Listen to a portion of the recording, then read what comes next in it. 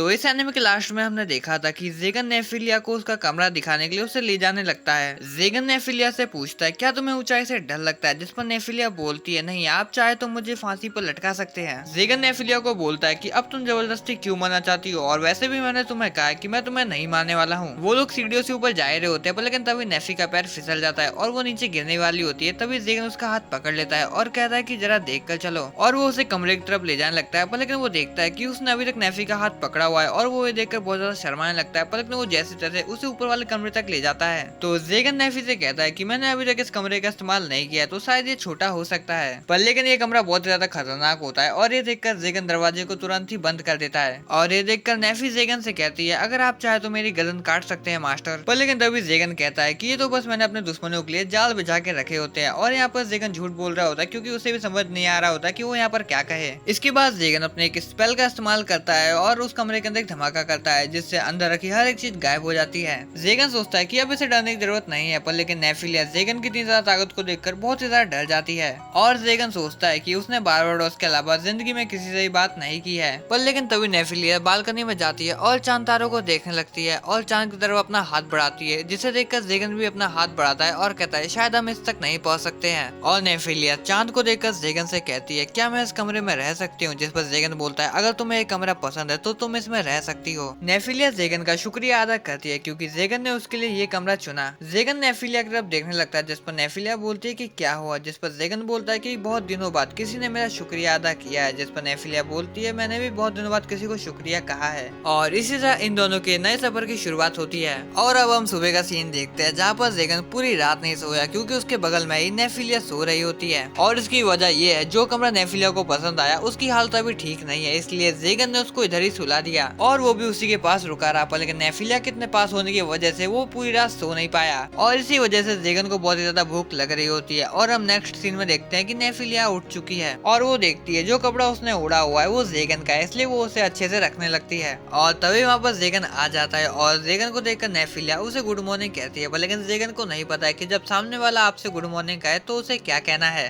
जेगन को समझ नहीं आ रहा होता है कि वो उससे क्या कहे, इसलिए वो कहता है कि मैं नाश्ता लेकर आया हूँ। और वो अपने मन में सोच रहा होता है कि मुझे तो बात भी करना नहीं आता है। और फिर वो दोनों नाश्ता करने लगते हैं, पर लेकिन जेगन का मूड थोड़ा ऑफ रहता है। और तभी नेफिलिया जेगन को कहती है कि मास्टर जो मैं खा रही हूँ वही आप भी खा रहे हैं, जिस पर जेगन कहता है हाँ बिल्कुल, इसमें क्या हुआ। और वो कहती है कि मैं गुलाम हूँ और गुलामों को ऐसा ही खाना दिया जाता है। जेगन ये सुनकर थोड़ा हैरान होता है, पर लेकिन वो उसकी शक्ल को देखकर कहता है ये मुझे गुस्सा तो नहीं लग रही है। जेगन अपने मन में सोचता है कि इसके चेहरे को देखकर ऐसा लग रहा है कि ये सोच रही है कि इस बंदे का कुछ तो करना होगा वरना ये ऐसे ही मारा जाएगा। और जेगन उस खाने को देखते हुए बोलता है ये खाने लायक तो बिल्कुल भी नहीं है। पर जेगन सोचता है मैं हमेशा से यही खाता आ रहा हूँ, पता नहीं नॉर्मल लोग क्या खाते होंगे। और उसकी ये बात सुनकर नेफिलिया कहती है अगर आप बुरा ना माने तो मैं खाना बना सकती हूँ। और उसकी बात सुनकर जेगन हैरानी से पूछता है क्या तुम सच में खाना बना सकती हो, जिस पर नेफिलिया बोलती है हाँ बिल्कुल। और ये सब सुनकर जेगन अपने मन में सोचता है कि मैं जिस लड़की से प्यार करता हूँ अब मुझे उसके हाथों का खाना खाने के लिए मिलेगा, ये तो मैंने कभी सोचा भी नहीं था। और उसके बाद से जेगन अपने अगले काम के लिए तैयार हो जाता है, ग्रोसरी शॉपिंग के लिए। और अगले सीन में एक बग्गी वाला कहता है अगर तुम दोनों को राइड चाहिए तो 3 पीतल के सिक्के लगेंगे। पर लेकिन यहाँ पर जेगन के पास बिल्कुल भी पैसा नहीं होता है क्योंकि उसने 1 मिलियन गोल्ड कॉइन में नेफिलिया को खरीद लिया था, इसलिए वो डिसाइड करते हैं कि वो अब चल के जाएंगे। और उसके बाद वो दोनों चलते हुए टाउन की ओर जाने लगते हैं। और यहाँ पर जेगन सोचता है कि उसके पास तो एक फूटी कौड़ी भी नहीं है तो वो शॉपिंग कैसे करेगा। और यहाँ पर जेगन सोचता है उसे शायद महल में रखे सारे फालतू सामान को बेच देना चाहिए, पर लेकिन वो उसे लेकर कैसे जाएगा, या तो फिर उसे उस बग्गी वाले को लूट लेना चाहिए था।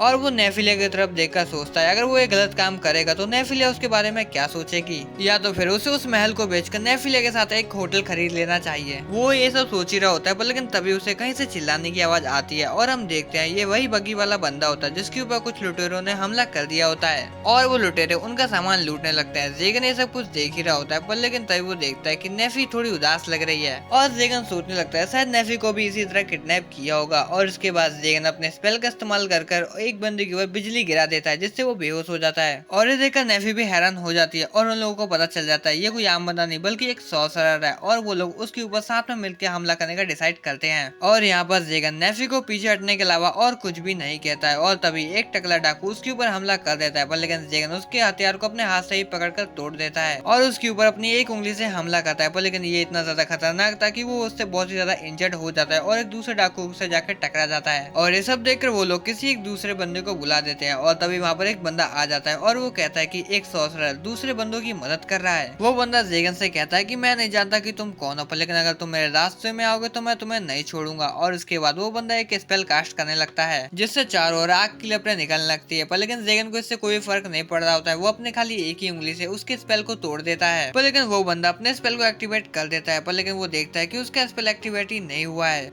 और इसकी वजह यह है कि जागन ने इस स्पेल के कंट्रोल को उस बंदे से हटा दिया है। अब ये स्पेल जागन के कंट्रोल में है और जागन इस स्पेल का इस्तेमाल उस बंदे के ऊपर करता है जिससे उसके ऊपर बहुत ज्यादा खतरनाक बिजली गिरती है और उसका काम तमाम हो जाता है। और जब दूसरे लुटेरे जागन की तरफ देखते हैं तब उन्हें उसके अंदर बहुत ही ज्यादा खतरनाक ऑरा फील होने लगता है जिसे देख के वो सारे लोग वहाँ से भाग जाते हैं और जागन नेफी की तरफ देख के एक स्माइल करता है। पर लेकिन वो देखता है कि नेफी अभी भी डरी हुई है और वो ये देखकर अपने मन में सोचता है कहीं मैंने कोई गड़बड़ तो नहीं कर दी। और वो कहता है नेफी तुमने देखा ना ये डाकू कितने ज्यादा कमजोर थे, इसलिए तुम्हें इससे डरने की जरूरत नहीं है। नेफी कहती है कि सच में मास्टर। पर लेकिन नेफी के साथ और भी लोगों को इस बात के ऊपर विश्वास नहीं हो रहा होता है। पर लेकिन वो लोग जेगन का शुक्रिया अदा करते हैं उनकी जान बचाने के लिए। और ये सभी वही लोग हैं जो बगी के अंदर बैठे होते हैं। तभी हॉर्स राइडर आता है और जेगन से कहता है मास्टर क्या आप हमारे साथ शहर तक चल सकते हैं हमारे प्रोटेक्टर बन के, इसके बदले मैं आपको पैसे भी दूंगा। तो जागन उसकी बात मान जाता है और वो पैसों की पोटली ले लेता है और वो देखता है कि उसके अंदर बहुत ही ज्यादा पैसे होते हैं और वो अपने मन में सोचने लगता है क्या पैसे कमाना सच में इतना ज्यादा आसान होता है। अगर मैं लोगों की मदद करूँ तो इसके बदले मुझे पैसा मिल सकता है। पर लेकिन जागन सोचता है कि लोग तो दूसरों की मदद लेते हैं हम जैसे सॉर्सरर से बचने के लिए।